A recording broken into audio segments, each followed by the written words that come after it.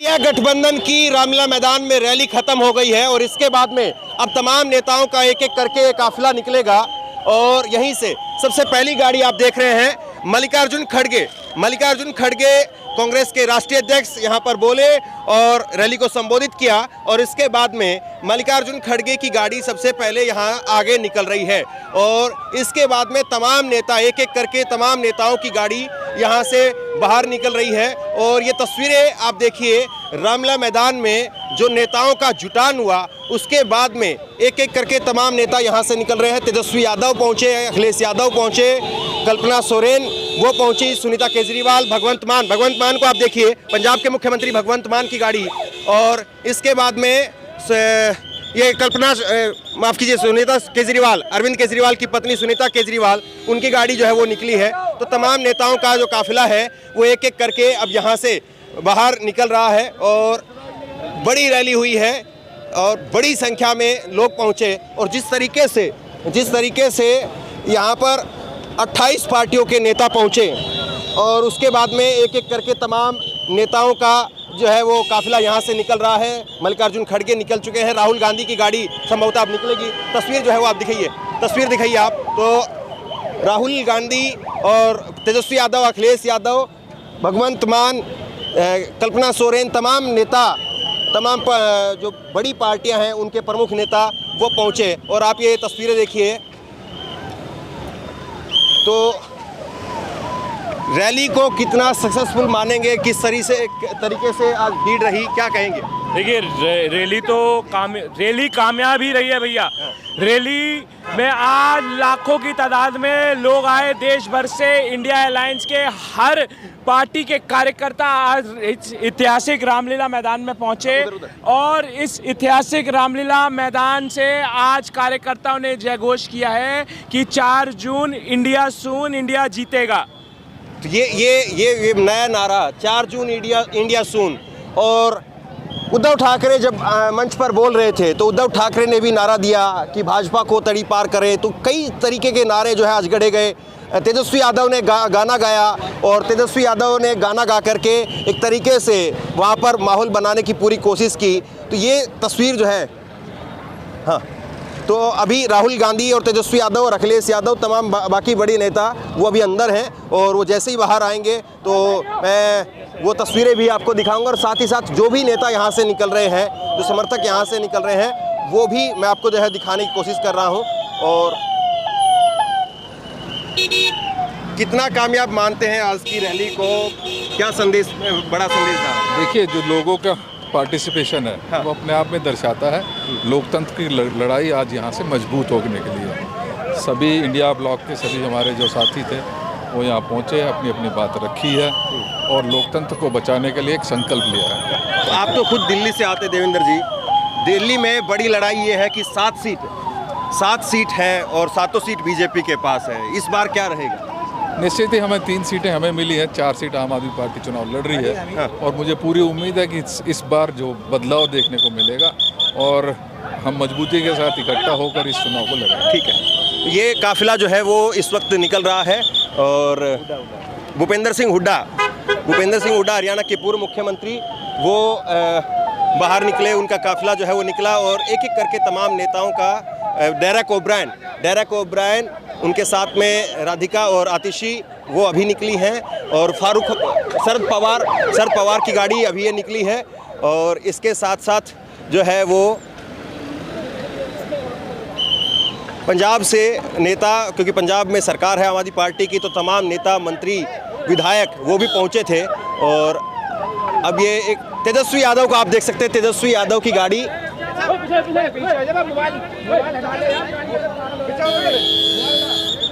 क्या संदेश रहा आज, किस तरह से देखते, कितनी कामयाब रही रैली? बहुत कामयाब रही रैली जो है, बहुत ज़बरदस्त रैली रही और एक अच्छा संदेश जाएगा जो है पब्लिक के अंदर। तानाशाह के खिलाफ जो है एक अच्छा संदेश जा रहा है। इंडिया गठबंधन जीत रही है। जिस तरह से भारतीय जनता पार्टी अरविंद केजरीवाल से डरी हुई है तो मोदी साहब को बताना चाहते हैं कि अब जल्दी से जो 400 पार कह रहे हैं तड़ी पार होकर के छोड़ देना पड़ेगा दिल्ली और अरविंद जी इस बार लीड करेंगे और इंडिया गठबंधन की सरकार बनेगी।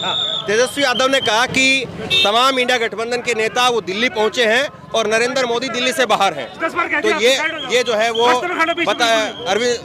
अखिलेश यादव की तरफ से कहा गया कि दिल्ली की सत्ता के अंदर कौन आ रहा है और दिल्ली की सत्ता से कौन बाहर जा रहा है। तो ये अखिलेश यादव की तरफ से कहा गया और इस कहीं ना कहीं जो है वो संकेत देने की कोशिश तो ज़रूर है कि तमाम इंडिया गठबंधन के नेता जो है वो एकजुट है। तो ये काफिला इस वक्त में निकल रहा है और अभी राहुल गांधी की जो गाड़ी है वो बाकी है। तो ये सवाल ये है कि तमाम नेताओं का जो ये यहाँ से अब इंडिया गठबंधन के जितने भी दिग्गज नेता थे जो यहाँ पर पहुँचे, तस्वीर आप दिखाइए उधर। पहले फर्जी लोग नहीं है सर, जो लोग आए हुए पैसे से नहीं आए हैं, ये अपने मन तन धन को लगा करके अपने अरविंद केजरीवाल कट्टर ईमानदार जो देश का सबसे पढ़ा लिखा नेता है उसके सब लोग यहाँ पर जो आए हैं उसके जनसभा में, और ये सारे लोग अपने मर्जी से आए, कोई पैसे से देकर नहीं है। इसलिए भारतीय जनता पार्टी बहुत बुरी तरह से डरी हुई है अरविंद केजरीवाल जी से, आम आदमी पार्टी से डरी हुई है। ये जितने नेताओं का काफिला यहाँ से हम निकलते हुए देख रहे हैं, एक वक्त में तकरीबन जो है वो एक खिलाफ भी लड़ चुके हैं, चाहे दिल्ली से बात करिए चाहे यूपी से बात करिए, हर जगह पर या पश्चिम बंगाल में अभी भी जो है वो सीट शेयरिंग नहीं हो पाई। तो क्या लग रहा है कि अब ये नेताओं का एकजुटान होना क्या वाकई वोटों के तौर पर भी हो जैसे पाएगा? कि आपने ममता बनर्जी जी का नाम लिया, ममता बनर्जी पर जिस तरीके से एडीबी, सीबीआई और सीबीआई का जब प्रभाव दबाव बनाया जा रहा है कहीं ना कहीं, और वो उसी दबाव के कारण हो सकता है ममता जी साथ में नहीं आई हो, लेकिन जब ये इंडिया गठबंधन की जीत होगी तो इसी इंडिया गठबंधन की जब जीत होगी प्रधानमंत्री हमारे जननायक राहुल गांधी जी बनेंगे और देश के जो प्रधानमंत्री राहुल गांधी जी बनेंगे उसमें सबका योगदान रहेगा, चाहे वो उत्तर प्रदेश में अखिलेश की सीट हो, बिहार में तुम्हारे लालू जी की सीट हो, ममता बनर्जी की हो, सबका योगदान होगा। सब मिलजुल कर एक साथ इस देश के अंदर अपनी सरकार बनाने का काम करेंगे, क्योंकि हमारे जननायक राहुल गांधी जी से भारतीय जनता पार्टी किस तरह से खौफ खाती है और किस तरह से वो राहुल जी से डरते हैं, ये संकेत आज पूरा देश देख चुका है। और राहुल गांधी जी की भारत जोड़ो यात्रा और न्याय यात्रा से जिस प्रकार हमारे देश के अंदर उन्होंने एक ऐसे लोगों से मिलकर इतिहास रचा है, तो कहीं ना कहीं राहुल गांधी का काफिला जो है वो आता हुआ दिखाई दे रहा है। और ये तस्वीर आप देखिए, प्रियंका गांधी वो और राहुल गांधी दोनों एक ही गाड़ी में और उनका काफिला जो है वो निकला है। और इसके बाद में बाकी जर्नैल सिंह जो है वो आम आदमी पार्टी के नेता, क्या संदेश रहा रैली का, कितना कामयाब मानते हैं? बहुत कामयाब है। 5 लाख आदमी यहाँ पर था, जगह नहीं थी अंदर और बाहर भी जगह नहीं थी, और ये सब मिलकर ये जो रैली हुई है इससे ज़बरदस्त कोई रैली हो नहीं सकती। आज इसी चक्कर में नरेंद्र मोदी ने यूपी के अंदर मेरठ में रखे ताकि ये न दिखे, लेकिन यही रैली दिखेगी, वो उनकी कामयाब हो ही नहीं पाएगी। पब्लिक बाहर अंदर थी, उससे ज़्यादा बाहर थी, पुलिस रोकी, अंदर आने नहीं दी। जितनी पब्लिक बाहर अंदर थी उससे ज्यादा पब्लिक बाहर थी। यहाँ की दिल्ली पुलिस ने रोका है। हमारे स्वराज भारद्वाज साहब ऐलान किया कि बाहर जो ठहरी हुई पब्लिक को अंदर भेजें। बात कहूँगा, वसूली सरकार हटाओ और देश बचाओ, ये नारा है। बिल्कुल, वसूली सरकार हटाओ, देश बचाओ। एक बात कहना चाहता हूँ, वो तो कह रहे कि सबसे ज्यादा जो है वो भ्रष्टाचार पर प्रहार नरेंद्र मोदी नरेंद्र मोदी ही करते हैं। भ्रष्टाचार वही करते हैं, वो कह रहा है। नहीं, वो खुद कह रहे हैं कि वही करते मैं हैं। मिटा रहा हूँ। जो गिनीज बुक में अगर घोटालों के नाम आने चाहिए ना, तो वो नरेंद्र मोदी के आने चाहिए सारे। मैं हैदराबाद से हूँ। आप ये देखो, जो तड़ीपार रहे हैं वो तड़ीपार देश चला रहे हैं, और जो शरीफ लोग हैं उनको जेल में डाला जा रहा है। परिवार नहीं है, उन्होंने देश चला रहे हैं। मैं एक सवाल ये भी पूछ रहा था यहाँ पर कि जितने नेताओं का काफिला अभी हमने निकलते हुए यहाँ से देखा, मल्लिकार्जुन खड़गे जी से लेकर के और अब राहुल गांधी का आकर, राहुल जी और सब वो उनका आखिरी जो है गाड़ी उन्हीं की गई है। उसके बीच में तमाम नेता तेजस्वी, अखिलेश सब गए हैं। तो क्या वाकई नेताओं का जो ये जुटान है जी, ये पब्लिक के तौर पर भी जो है वो वोटों के तौर पर भी दिखाई देगा? हम थोड़ा सा इधर आ जाते हैं। हाँ, वोट तो डलेगा ही। हाँ। और वोट मतलब वोटों में तब्दील तो हो गई, ये रैली भी होगी। हाँ। ये इस रैली से वोटों में तब्दील होगा, इसके अलावा कुछ नहीं हो सकता। नरेंद्र मोदी ने ना रोजगार छीना, रोजगार दिया नहीं है। हाँ। आप देखो, रोजगार दिया नहीं है, रोजगार छीना है। और दूसरा एक सवाल मैं आपसे ये भी जानना चाहूँगा, आप तो खुद जो है माइनॉरिटी सेल की कांग्रेस चेयरमैन हूँ मैं, चेयरमैन है, तो ये थोड़ा इधर आइए। अच्छा, तो ये आपसे भी एक चीज़ जो है जानना चाहूँगा कि एक बात ये कही जाती थी कि आम आदमी पार्टी और कांग्रेस पार्टी जब अकेले लड़ती है तो खास तौर पर जो है माइनॉरिटी वोट बढ़ जाता है, बीजेपी को यहाँ पर लोकसभा में फायदा होता है। इस बार दिल्ली का क्या मूड मिजाज? माइनॉरिटी वोट जो है मिलना ही मिलना था, गठबंधन होता या नहीं होता, माइनॉरिटी का वोट राहुल गांधी के नाम पर पड़ता। लेकिन जिस तरीके से अब केजरीवाल की गिरफ्तारी से एक थोड़ा माहौल आम आदमी पार्टी का भी उभार के तौर पर दिखा है। अब पब्लिक के दिल में ये आ गया कि ये अंत हो गया है, बीजेपी का ये अंत हो गया है, जो ये इन्होंने अति कर दी है, बहुत ज़्यादा अति कर दी है। अब जनता जान गई है ये ईडी का ये उपयोग हो रहा है, सीबीआई का उपयोग हो रहा है, जो जनता अब जान गई है। अब जनता सीधा सीधा ये बर्बाद कर दी। हाँ जी बिल्कुल।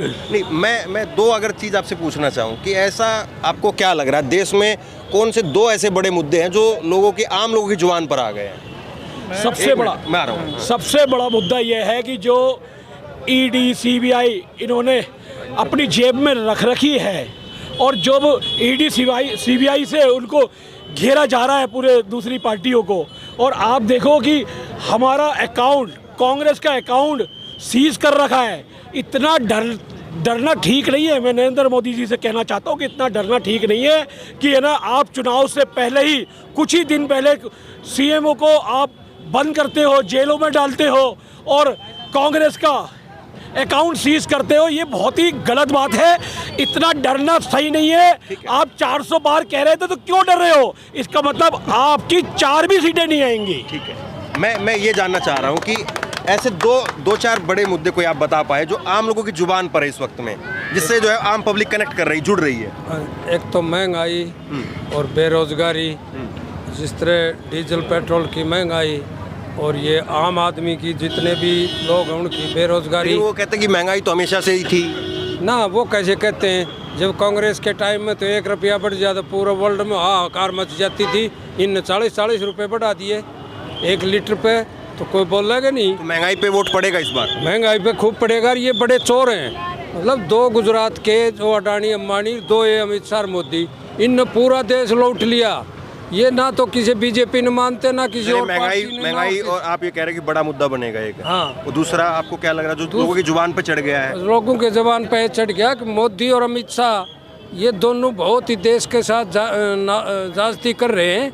इन पूरी तो जो है मिलिट्री कब्जा में कर ली, एक CDS बना की, सारी सुप्रीम कोर्ट हाई कोर्टों को डरा रहे हैं, सारी संस्थाओं को डरा रहे हैं, और मतलब जो जितनी गुंडागर्दी एक करनी चाहिए उससे ज़्यादा गुंडागर्दी कर रखी है इन्होंने। और मतलब इन 2 आदमी उन सारा देश लूट लिया। क्या नाम है आपका? नहीं, नाम क्या है, मैं ये पूछ रहा हूँ। मेरा नाम बन्ने खान। कहाँ के हो? दिल्ली से हो? तो कहाँ से हो? जिला संभल से। तो यहाँ क्या रैली में आए थे? रैली में। रैली देखने के लिए? क्या समझ में आया?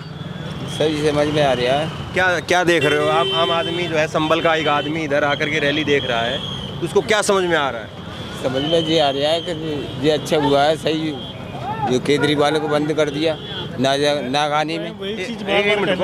आपका नागानी में बंद कर दिया। जो बूढ़े आदमी की सहायता करते हैं उसे तो मार रहे हो। तो सबसे बड़ा मुद्दा देश के अंदर यही है कि जो व्यक्ति, एक विचार है केजरीवाल कि सरकारी स्कूल और सरकारी अस्पताल जो प्राइवेट से अच्छा होनी चाहिए, ताकि गरीब जो है वो गरीबी से बाहर निकल सके। और जिस तरह से एक जालसाजी भ्रष्टाचार दिखा के केजरीवाल को अंदर किया गया है, यदि उन्हें भ्रष्टाचार करना होता तो स्कूल इतनी बनाए, मोहल्ला क्लिनिक बनाए, वहाँ पे भ्रष्टाचार नहीं किए। मैं समझना ये चाह रहा हूँ कि लोकसभा चुनाव है, और लोकसभा चुनाव में केजरीवाल एक मुद्दा है, कोई दो राय नहीं इसमें, लेकिन बड़ा मुद्दा ऐसा क्या है जो सरकार को जो है बड़ी चोट कर सकता है या सरकार के खिलाफ जा सकती है? बड़ी, अब मैं फिर वही बात कहूँगा कि जो आम आदमी की जो मांग है, उन्हें स्कूल और अस्पताल अच्छे चाहिए, और जो पूरे देश में देंगे वो विचारधारा था केजरीवाल, और केजरीवाल को मोदी जी ने अंदर किए। ये कहीं ना कहीं गरीब के विचार पे जो है प्रहार है।